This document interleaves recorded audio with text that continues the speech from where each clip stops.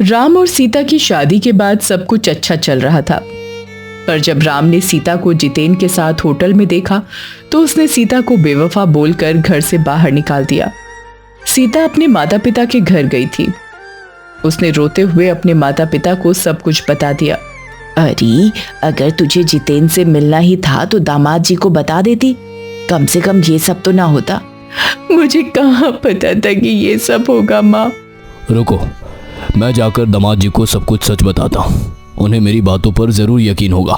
नहीं पापा, अभी उन्हें किसी की बातों पर यकीन नहीं होगा। शायद समय के साथ सब ठीक हो जाए, हमें उन्हें वक्त देना चाहिए।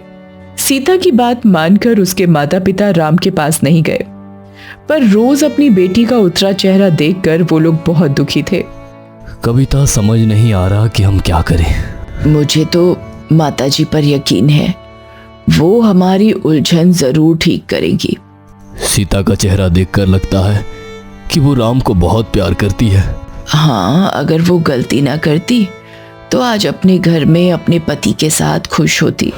अब उससे गलती तो हो गई है, पर गलती सुधारे कैसे?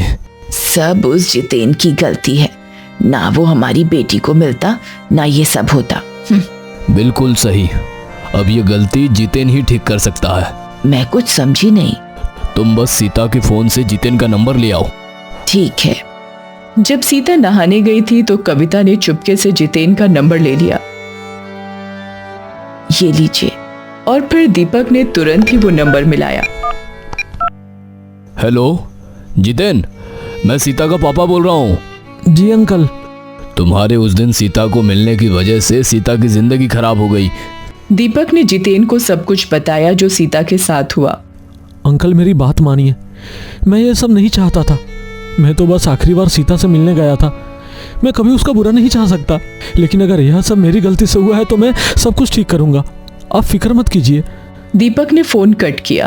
हो गया काम, अब सब कुछ ठीक हो जाएगा। जितेन उसी दिन दीपक के ऑफिस पहुंचा। जितेन को देखकर दीपक भड़क गया। मेरी बात सुन लो, फिर तुम्हें जो करना है करो।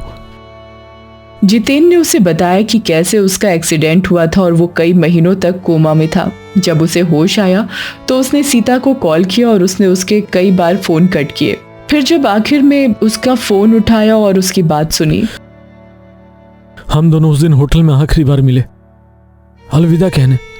सीता ने मुझे बोला कि वह तुमसे बहुत प्यार करती है, और बस उसी पल मैंने अपने दिमाग से सीता का ख्याल हटा दिया। लेकिन मेरे और सीता के उस दिन मिलने से यह सब होगा मुझे पता नहीं था।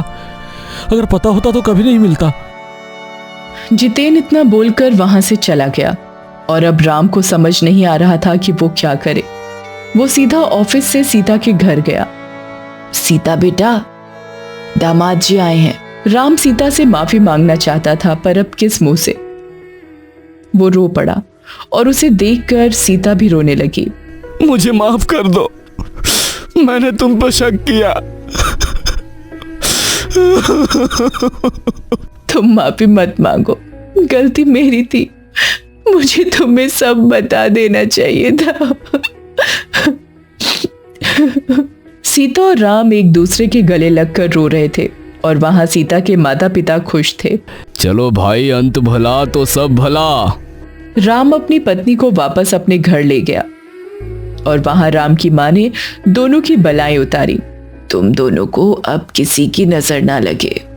आखिर हमारी सीता वापस अपने राम के पास लौट आई और अब इस राम सीता की जोड़ी को कोई अलग नहीं कर सकता।